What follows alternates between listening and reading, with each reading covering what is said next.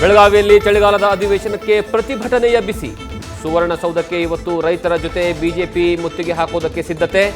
ಕಬ್ಬು ಮೆಕ್ಕೆಜೋಳ ಸೇರಿ ವಿವಿಧ ಬೆಳೆಗಾರರ ಸಂಕಷ್ಟ ಪರಿಹಾರಕ್ಕೆ ಆಗ್ರಹ.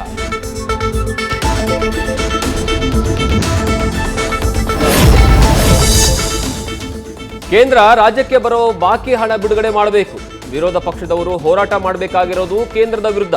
ನಮ್ಮ ವಿರುದ್ಧ ಹೋರಾಟ ಮಾಡ್ತಿರೋದು ಸರಿಯಲ್ಲ ಅಂತ ಡಿಸಿಎಂ ಡಿಕೆ ಶಿವಕುಮಾರ್.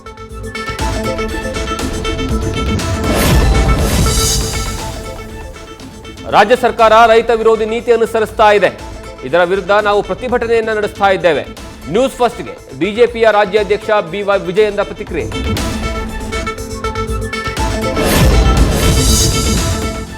ಕಾಂಗ್ರೆಸ್ ಶಾಸಕಾಂಗ ಪಕ್ಷದ ಸಭೆ ಬಗ್ಗೆ ಕುತೂಹಲ.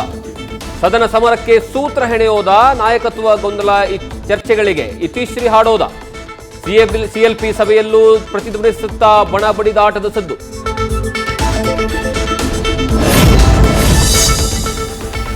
ಉದ್ಯೋಗ ಸಮಸ್ಯೆ ನಿವಾರಿಸಿ, ಸ್ಥಳೀಯವಾಗಿಯೇ ಉದ್ಯೋಗವನ್ನು ಸೃಷ್ಟಿಸಿ. ರೈತರ ಸಮಸ್ಯೆ ಹದಗೆಟ್ಟಿರೋದು, ರಸ್ತೆ ಸಮಸ್ಯೆಗಳನ್ನು ಬಗೆಹರಿಸಿ. ಧಾರವಾಡ, ಬಳ್ಳಾರಿ ಜಿಲ್ಲೆಯ ಜನರಿಂದ ಸರ್ಕಾರಕ್ಕೆ ಆಗ್ರಹ. ನ್ಯೂಸ್ ಫಸ್ಟ್ ನಿರ್ಭೀತಿಯಿಂದ ನಿಮ್ಮ ಪರವಾಗಿ.